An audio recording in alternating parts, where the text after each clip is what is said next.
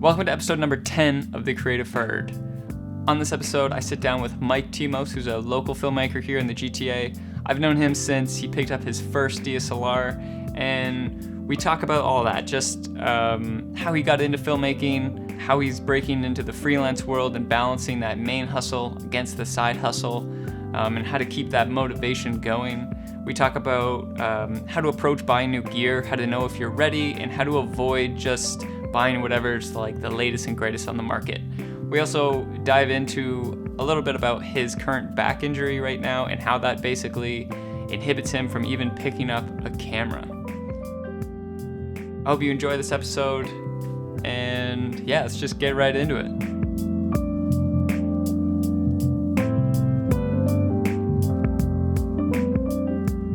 It's still so weird being in front of the cameras. I know, I'm definitely not comfortable in front of cameras still. Yeah.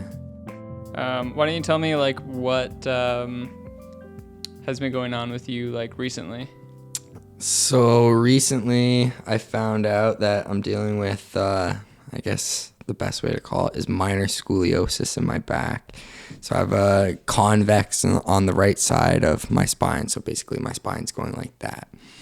And that's so gnarly. Yeah, I've been dealing with that for the past 6 months. I didn't know that it was that serious until recently. When I initially hurt myself, I went to the walk-in clinic and went to my chiropractor, and they just gave me some pills, and they were like, just go home, chill out, take it easy from work for a bit. And I work at, I do shipping and receiving. Should you be icing it like right now? Do you want to ice it right now? I'm good. No? I'm good right now, yeah. Maybe in a bit, but...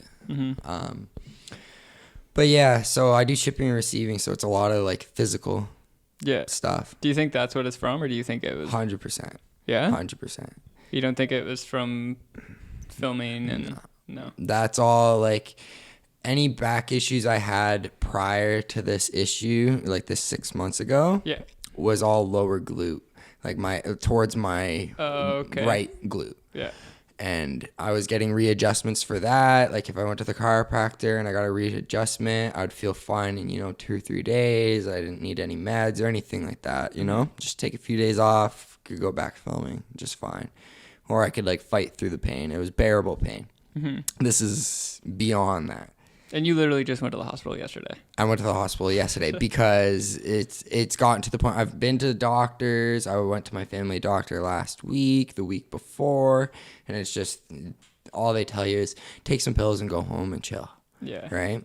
And then I was also having the issue with work, right? I didn't want to lose my job, of course, right? I don't want to leave them hanging, everything like that. Like people I work with, I have to ask them to do simple things like moving things for me, and it's just it seems like it's nothing to your average person, but to me, like I just can't do it. Yeah. And like it'll wreck me if I do it. So, I when I broke my ankle, I remember feeling like so incredibly helpless to do like the simplest tasks. Exactly. So I can't imagine feeling that way with no like end in sight. Like for me it was like 6 weeks, couple months, but yours is like it's just gonna feel like this way until it doesn't. Exactly. Well, like that's the thing, like when I first hurt myself, I was like, oh yeah man, a couple months I'll be back at it. You know what I mean? No, it hasn't been like that. That's why I decided to go to the hospital. I was at work and I reached for something, and then all of a sudden I felt like my back locked again. And I was like in tears, pretty much. I was like, I couldn't move. Dang. And yeah, man, it was hectic. Like I had to get a drive to the hospital from one of my bosses. Wow. It sucked. And then I had to sit in the hospital for 6 hours for them to just switch my pills and tell me to go home and chill. No physio, nothing like that. So I'm hoping I'm going to take the pills, do what the doctors are telling me now. But if nothing's happening, I'm going to go back to the doctors, tell them what's up, and then hopefully we can change something from there. Yeah. And this is all realistically getting in the way of like your actual passion. Yeah, anything. I can't go film anything right now pretty much without feeling pain. Like I'd have to fight through it. Like which you have done. Yes, like the early January, I shot a real estate walkthrough video, and that killed me. Like, man, the day after I could barely move. You know what I mean? And that's I guess that's the frustrating part, and the part that gets to me. And I think like the number one key thing is to just keep telling yourself, I'm going to get 100% again. I'll be back at it again. Yeah. Mind over body right now. Yeah. Oh yeah. I guess like it makes you more upset being at a job that is sort of like your full-time job funds your whole passion project and like your side hustle right now. Can you share like just basically your side hustle of like and your love of filming and like kind of where you picked it up? Yeah. Well, where I picked it up, if we want to start from the beginning, I used to play with like handy cams and stuff, and then it was actually until I met you. I met you grade 9, and then You weren't filming at that point? I was before, just with like, you know, point and shoot cameras. Yeah. Like stuff like that. And then like DSLRs came on the block. Yeah, well, like you had the Canon GL2. That was my first real camera I ever used. Ever. I think so. Before that, man, dude, that thing was, man, when I saw you with that, I was like, that's a real thing. The fisheye, everything like that, right? I didn't understand that before. And then everything just made sense to me. When I met you and then you let me film you, I was like, yo, this is sick. And like, I feel like if I didn't meet you in geography class, grade 9, and I didn't start filming with you, man, I wouldn't be the person I am today. Like that's heavy. Yeah, that's where it all started, 100%. Like I know that for sure. Then, like you said, the DSLR crave came out. Yeah. And then that's when things started to change. Yeah, for man. the whole industry. Oh yeah, whole industry, like everything we were doing, like, cause like before I was just like filming, having fun. And then I was like, yo, man, I'm gonna like make my own channel. And then you're like, yo, why don't you join mine? And then we made Push Fast, right? Yeah. And that's how that fruitioned.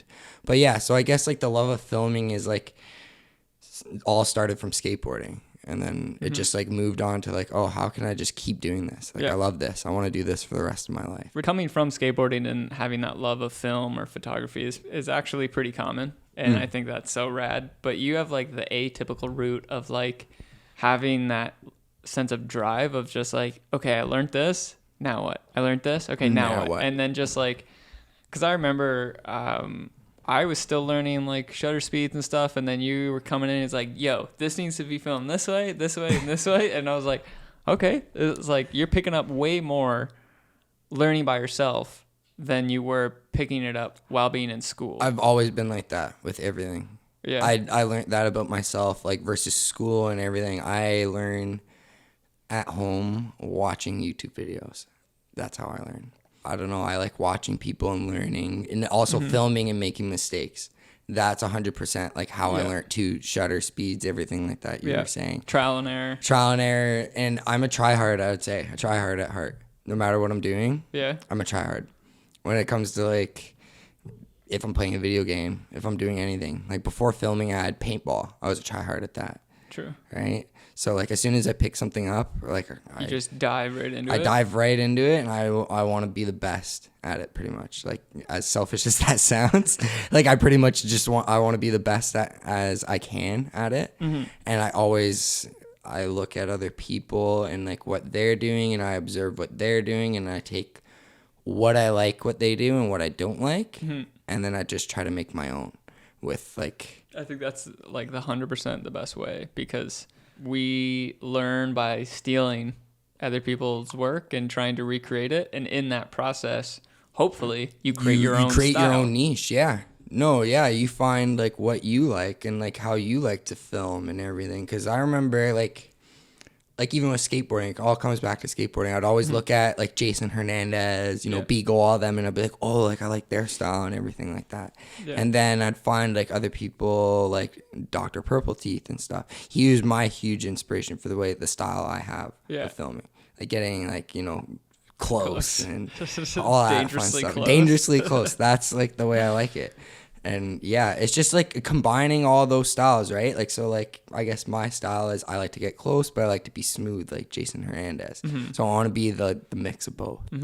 But now you're obviously still film skating. I love filming skating too, but now you are like pushing yourself to break out into the freelance world and making this like a real hard side hustle and potentially like leave that job that's breaking your back. Yeah, exactly. Like that's the dream, right? Like you want to leave your main hustle to do your side hustle, but you have to wait until your side hustle outweighs your main hustle. I also think there's that time of like when you do have your main hustle, your side hustle and your passion is so much more like pure because it doesn't matter about like I can just do whatever the fuck I want because I am making money somewhere else. So if I want to do it this way, I'm going to do it this way. And I love that aspect. And I kind of miss that because now I get told a lot what to do and what to create. And I don't get to like have that input of like, well, this is what I want.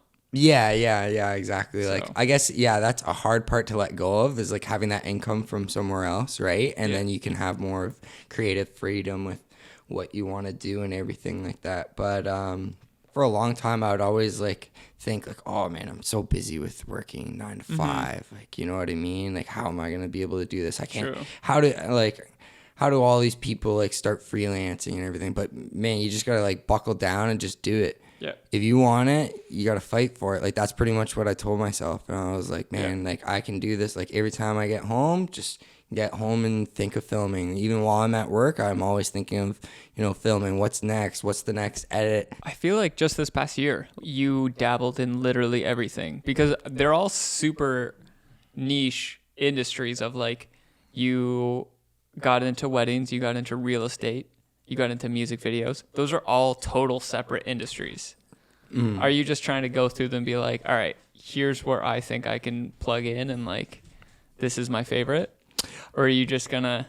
I just want my eggs to be in as many baskets as I can pretty much, right? And learn as much as possible from every different aspect of filming. Yeah. Because like you said, like weddings, it's a run and gun. You gotta make quick decisions, everything like that. Very quick decisions. For anybody out there thinking about getting into weddings are hard. And you're gonna be running and people are gonna be yelling at you. 12-hour days, man. You gotta learn to make split-second decisions. 100%. You know what I mean?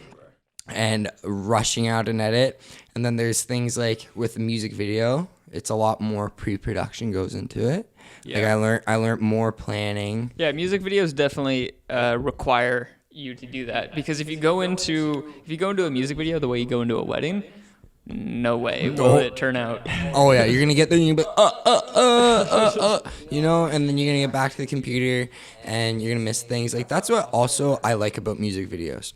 You can shoot things and piece it together and then also like go, oh, I want to go get this later or something like that. It's a slower process, I find. Real estate videos, it's kind of both. It's kind of like run and gun.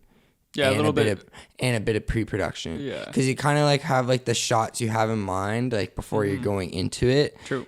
If you don't know the house especially, you got to walk in the house and your first instinct. Like that's what I find. Yeah. Another thing that I wanted to mention about just that whole thing was you've really not really gave a shit about what kind of gear. Like, you know how to get the job done. You know what you want the output to be. And then you've never really complained about your gear or let that get in front of you to be like, I don't have that lens, so like I guess I'm not going to do a real estate shoot because I need a wide lens. Yeah, no, I hear you 100%. I used to like always tell myself that, right? Like I'd always be like, oh, I can't do this, I can't do that. And then I started like just, I guess, seeing people just doing it. You know what I mean? Like seeing other people just doing it. And I'm like, man, I have a camera. I have lenses. I can do this. I can make it work. There's people who are saying you can go film with an iPhone and then... They're not wrong. Yeah, they're not wrong. 100% they're not wrong. But that's the same voice that is coming from you at the end of the workday of like, I just worked 8 hours, but like, yeah, I also want to go film. So I'm going to go learn. I'm going to go soak in knowledge. I'm going to go try to film a music video. Oh yeah. At the end of the day, like that's what like I think about like my next day being. I don't even think about work, right? Like get through work and I'm just thinking about, okay, what am I going to be doing after work for my side hustle? Like, oh, am I going to be working on this or am I going to be planning this? You know what I mean? Like talking to someone about a music video, everything like that. It's always going on in my head. I don't really think about the main hustle so much. I think about the side hustle and I think like how to get the side hustle going. That's just true passion speaking through though, because you care way more about something else that you can now just kind of go on autopilot for 8 hours of your day, and then when you come home, you're like, I have the energy that I need right now. Like you said, I've done so many things in the past year, like photography. I didn't do photography that much before, right? But I've learned so much from that, color correcting, everything. Like there's so much that I learned just from that, and I just feel like learning is what fuels me to keep going. Learning like to do something new within an edit or make an edit more interesting than the last is what keeps me going. 100%. That's cool. How do you utilize that free time that you have to the best of your ability? I guess in the morning, like I kind of like tell myself like, okay, today I want to get this done. You know what I mean? Yeah. No matter what, I'm going to get this done. I don't care if I'm tired or whatever. I have to get this done or I'll be disappointed in myself. I'll feel unaccomplished. You know what I mean? True, yeah. So I guess it's like, yeah, I just set myself goals every day. And I just tell myself, if I don't do that goal today, I'm never going to do it. I feel way better when I get something done and I'm like productive. Regardless if you're tired or not. Exactly. Like at the end of the day, I'm like, oh man, like I'm so stoked I got that done. And then that gets me excited. Like I'm up at night, like thinking like, ooh, like I'm going to do this in the edit or, oh, I could do this. Like, you know what I mean? Like that's what keeps me going through the whole night. Like sometimes I can't even sleep because I'm just thinking about like, oh, I can, like if I shot this way, I could do it this. Or like when I was learning how to do astrophotography, that was all honestly like me just thinking before going to bed. So I was like, yo, what if I just shoot a time lapse and I stacked all that together to make like star stacks. So then that's how that idea fruitioned. I don't write things down or anything. I just like, my girlfriend hears a lot of my ideas and you know, she's really good for listening. You know what I mean? And she pushes me 100% to like keep creative. And that's good. Yeah, for sure. How do you get out of that headspace of like not having the best camera or the perfect lenses or like the whatever you need? I guess the way I thought of that is like, how are you going to get there? How are you going to get those lenses and stuff is by making videos and like, you know, getting income from videos, right? Like you got to get a side income, right? Like I try not to think like, oh, I don't have, or I can't do it or anything like that. I just try to think like, oh, I'm going to get there. Yeah. So there's always ways to make yourself better with what you have. Yeah. That's like, I guess the best way to put it. Yeah. You can never like learn enough. Oh yeah. You can never stop learning. Like 100%, like with whatever camera you have. I had the 60D for, man, what was that? Like 5-6 years. And then I had the T3i before that. Oh yeah. The T3i. Man, I had that since like 2011. Still both great cameras though. Oh, they're great like cameras. 1080p. Like 1080p. Still. I would recommend them to anyone who wants to pick up like their first camera, like T3i or 60D, 100%. They're really, really good cameras. But yeah, you can't let that stop you. How do you stay creative? You can push yourself for so long until you hit this point of like, you're not satisfied with your work or something goes wrong and kind of derails you. Like, how do you deal with those times of like, yeah, okay, I'm feeling burnt out or a little bit down?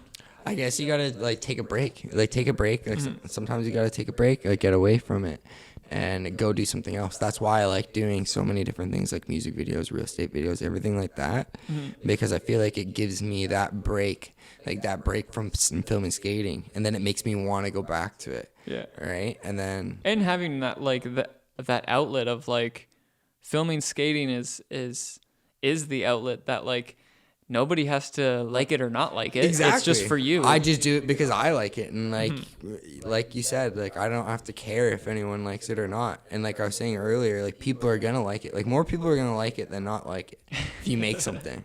Yeah. I'm telling you, like it's just people are going to see your hustle and they're going to appreciate that like you're actually hustling, and they're like, for sure, be like, man, well, like why am I not doing that? Yeah, you've done this for sure too with skate videos. Like you create it and then you just kind of put it on the back burner, but by the time you get back to it, you're like, I don't think this is that good anymore. In my opinion, you should just, if you create it, you should just just put it up there. Put it out there. Do what you feel is right. Don't worry about what other people think so much, because that's going to stop you, and you're going to throw that stuff like away, and you're going to keep creating. Like, that's the problem with creating, is you're going to create, and you're going to have so much stuff in that vault. Like, yes, keeping some stuff like to the side is good, but you don't want to forget about it, and people need to see where you came from, right? For sure. That's why I love YouTube so much, man. You could just like click videos, click sort by like date, and then go to the oldest. For any of you that are wondering, you can go to YouTube and you can search Push Fast on YouTube, and it's a skateboarding channel with, what years do you think it was? Like 20. Well, when did you start it? Must have been at least 2009. Before that, I would say, because I think it was before high school, you and Jack and Nolan were making a lot of videos. Like, probably like 2007, 8-ish. Because those videos, this kind of relates back to earlier, those videos are what got me to want to film with you and stuff. I would always watch Facebook videos for some reason. You used to make Facebook videos, and I would always watch these videos with you guys. I'm like, man, I want to make videos like that, like day in the life and stuff like that. Like, dude, those things were jokes. Like, I thought those were hilarious, man. Man, I forgot about Facebook videos. Yeah, buddy. Plenty of people forgot about those. We'll have to go back and watch the old ones. Man. Like, one I'll never forget is when Nolan got the chocolate milk, and remember when they used to put those moo things in there? It would go moo when you open it? Yeah. It didn't even moo on him, and he had no chocolate milk. To the mood, and it was just to a free movie. Yeah. Oh, it was a free movie. That's what it was. Oh, yeah. And he was bummed he had no chocolate milk. Nice! Are you freaking? What's going on? Bone thirsty. I do try to create something a week. Especially in 2019, it's one of my goals is just to grow as like in these programs that I use every day, but I'm just using them kind of for the same thing of cutting testimonials, cutting talking heads. It's not pushing me any further. So this year I really want to try to push myself and like actually learn new things and push myself in like After Effects and stuff, but they don't actually necessarily need to come out. In my opinion, like so many people are watching everything that's going online right now. I don't necessarily need to add to that, but I do want to grow, and it's really a fine line of like putting it out and growing for yourself and like showing it to other people. Oh, I feel you 100%. Like 100%. There's so many times where I'm like, oh man, like I could keep this cooking in the oven per se, and like let it cook into something more. Yeah. You know what I mean? Yeah. But that goes back to our problem before, like we were saying, is where you like end up putting something off because it's not good enough. Like I find myself like I can't keep something in the oven for too long, or I'm gonna forget about it. You know what I mean? Like you would just rather put it out. I'd rather just put it out, even if it's not perfect. Well, not if it's not perfect. Like I'm a perfectionist. But like I feel like I just like this year I told myself no matter what, I just want to do it. I don't want to make excuses when it comes to videos. Like any opportunities come up, pick them up. Yeah. And you know what I mean? And try to get it done as quickly as possible. Yeah. Like as well as I can. Don't put out something terrible, you know, sloppily edit together or something. But yeah, like still I completely feel you though, like where you want to keep things, like you want to still build yourself up, but you don't want to like necessarily release it yet. Yeah. And I think a big part of like also growing is just the consistency to like keep saying yes to shit to the point where, you know, for example, you of saying yes to like, okay, this is different. Yes. This next thing is different. Okay. Now we're doing a wedding, now we're doing real estate thing, and like you can say yes so much to the point where you're getting so much experience, but then there comes also a time to be like, okay, now I can say no, but only because I have the experience and I have the knowledge that I'm like, I do not like that. Exactly. That's where I want to get with everything, like with filming, right? Like I don't necessarily like filming wedding videos. If I had to tell you the truth, I don't. Are like filming weddings? I wouldn't want to sit in the editing chair. I don't mind editing them. It's filming them. Oh, we might have a thing right here. Yeah, man. Yeah, but usually it's the opposite for you and I.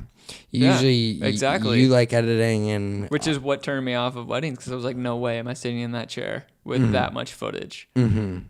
But if you're like, I know what to shoot on a wedding day. It's fairly simple. Mm-hmm. But I don't care. I'm not sitting with that much footage. But that's also my problem too. Is I don't like to edit other people's footage that much because I shoot to edit a lot of the time. Right. A lot of the time I'm thinking about how I'm going to edit this and everything. And I'm keen for remembering what I shot and everything like that. Which is helpful, so you're not digging through the footage. Digging through the footage, exactly. Like spending hours and hours and hours doing that. Like, yeah, it makes my workflow like a lot quicker. Mm-hmm. So I guess that's why I like filming as well. But yeah, I don't like filming wedding videos as much as music videos. So I want to get to that point with, music videos, real estate videos, maybe promo videos, that sort of thing, to flush out wedding videos or something. You know what I mean? Yeah. But until it's all about finding that balance. Yeah, and like finding what you like, what you like to do and what you don't like to do. Mm-hmm. Yeah. I hear that for sure. Exactly. So you've had the same camera for about 5 years and you just upgraded to a new body. Mm-hmm. I don't think enough people do that right now. I think a lot of people get really eaten up by like, oh, new camera, new features. Oh, it does this, it does that. Mm-hmm. But like, something that because I got into that loop of purchasing, buying, and selling and doing all that jazz. But it came down to, okay, what are my needs actually? What am I doing? What am I filming? What frame rates do I need? Like, what do I need from the tools? Mm-hmm. And then once I figured that out of like, oh, okay, I need this out of a camera. Mm-hmm. Then go with your criteria to a camera. Yes. And I think that's why you stuck with having a camera body for so long, the same camera body for so long, because it met the needs, because you don't really need a lot from a camera. Oh, yeah, no, 100%, yeah. And like you said, it's all about finding what the tool can do for you that meets your needs, right? Like, just because it can do all these new features and new functions and stuff doesn't mean you're actually going to use it, which was my case. 100%, man. I was looking at Sony before even, right? Like thinking, all this autofocus, but man, I hate autofocus. I tried it. Like, I'm a manual focus only kind of guy. The times I've used autofocus, I've hated it. And I think it's all about, like, you're just trying stuff. Don't necessarily want to go buy something. Like, if you can try a camera, I would say try it before you buy it. I would recommend that too now. 100%. 100%. But it's all about like figuring out what you need the tool to do for you. Like, I went with the GH5 because I wanted frame rates. Yeah. I knew that was important to me. Music videos and everything like that was important to me, right? Like, I love photography and everything like that, but I know video is what I really, really need to do. Yeah. Work-wise. Yeah. So I feel like a lot of people get strung up with features and everything like that, but then you realize, like, once you actually get the camera, you're like, man, I'm not really even gonna use all of this is like, 4K 10-bit. That is gonna eat up my memory, man. Yeah, like how much are you actually gonna use that during a project? Oh yeah, and like, don't get me wrong, I love the 4K 10-bit and everything like that. Like, it's nice, but it's like, how, like you said, how often are you gonna use it? Yeah. Right. Yeah. And like, even like with like shooting 4K versus 1080, like, you gotta think about like, oh, where is this going? Like, where is this video going? If I'm gonna be filming skating all day, I'm not gonna want to film like 4K the whole time, because it's gonna be eating up all my memory space. Mm-hmm. Then editing that is gonna be a pain in the butt. Exactly. Right? A new camera can help you get a nice image to a certain degree, but if you don't know how to use that thing, it's gonna look awful. Exactly. It's gonna look awful. Yeah, like, when I got my camera, man, I knew that I was gonna have to spend so many times of filming, and it was gonna look bad, and like, in just like trying to figure out what works and everything like that. And I feel like if you have something, you already know how it works and you know how to use it, you're gonna get your best quality out of it. And that's why I use the 60D. And that literally applies to anything. Like, no matter what field you're in, like learn how to use your gear through and through. Know it like the back of your hand. And only then, I think, can you really assess your needs and then know how to move forward with the purchases ahead of you. Yeah, because then you learn what actually makes your videos better, like lighting makes your videos better audio, everything like that. It's right? not necessarily just the camera. Yeah, it's 100%. 100%. I've been sticking with the same camera and the same lenses for so long. And when I found when I switched up little things like lighting and, you know, audio and stuff, everyone started picking up on the difference, right? Versus like when you get a new camera and you start filming with it, like not a lot of people are going to be able to even tell. Your average person's not going to be able to tell. Yeah. How did you know you were ready to make that purchase or make that jump? Because there's obviously a flip that switched in your mind that was like, all right, I think I'm ready for a new body. Let's do it. I think for that, it was just like, obviously I wanted something new for a long time. And I just knew that, okay, well, if I need frame rates, there's only one camera that can do that for me, is Panasonic, right? So then I just like kept that in mind. I didn't think about photography as much. And then, yeah, I guess my best piece of advice is like just keep saving until you feel like, oh, I need this part. Yeah. Not like, oh, I need autofocus and everything like that. I need the camera to do this for me. Yeah. And it has to be able to do this for me. It needs to be reliable, everything like that. Like I had problems with like I've tried the Sony cameras. I tried some of your Sony cameras and I had overheating issues. Yeah. I had autofocus issues. I didn't like the colors as much. It's not a tool. Yeah. It's not doing what the tool is supposed to be doing. Yes, it was nice. It's like using a dull knife. Yeah, exactly. Like it was a cool shiny toy, new toy, but like deep down that thing caused me more frustration than if I just used my other camera. Which is not what you want. Yeah. To go off your point, something that I learned over this past year was specifically in making it as a freelancer and trying to budget new gear and new computer and all the stuff that comes with running a business is asking myself, do you need it? And even further than that of like, am I bleeding? Like, can I do without this? And trying to make a case every single purchase of like, can I do without this? Well, yeah, I could. And then there you go. You're not buying it. But if you can make the case of like, am I bleeding? Yeah, I do. I really need to actually I cannot do this job without this. It doesn't make sense to rent it for this project. Then that's when I'm going to pull the trigger and be like, all right, this is now inhibiting me to not be able to do my job. Like my computer at a point, it was too much frustration for me to handle. So I was like, okay, now is the moment where I pull the trigger on a new computer because of it not performing as a tool anymore. Oh yeah, 100%. There's so many times I wanted to buy a new camera or buy a new lens and stuff, and I needed a new computer. I put that off for so long because I wanted a new camera. I wanted probably too long. Yeah, a little too long. I was very, very lucky to have Emily to help me with her computer because my computer just died, just straight up pieced out. Yeah, that MacBook you can't open Premiere, you can't open Lightroom, nothing. So that's like you said, you're bleeding. Yeah. And you actually need to get something to keep you going. Yeah. Patch you up. That's it. Yeah. And you need to make that decision. Is this actually going to pay for itself or is it worth it? That too, yeah. Right? Am I going to be able to make my money's worth from this? Right? And computer, it's your workhorse, it's your tool. Yeah. So you need it 100%. Yeah. And it will eventually make its money back if you can edit on that thing or use it however your profession is. Oh yeah, 100%.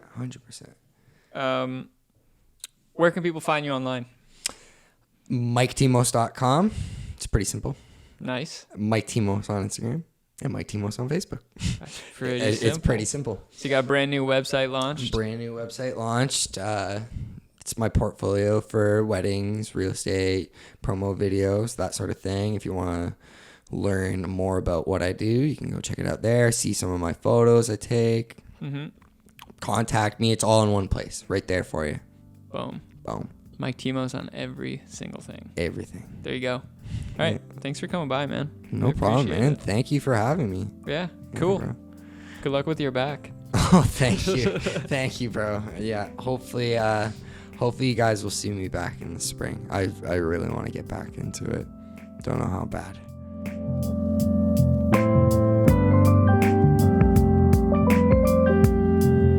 Thanks for tuning into this episode of the podcast. Super stoked that we finally made it to episode number 10. And if you enjoyed this episode, I would definitely appreciate it if you hopped over to the Apple Podcast app and left a review or hit one of those stars for the ratings. From what I've been told, it just ups the visibility and the credibility for the show so others can find it and drive some traffic. But I'm working on some new episodes for the show and stoked to put them out. So, I'll see you guys in the next episode.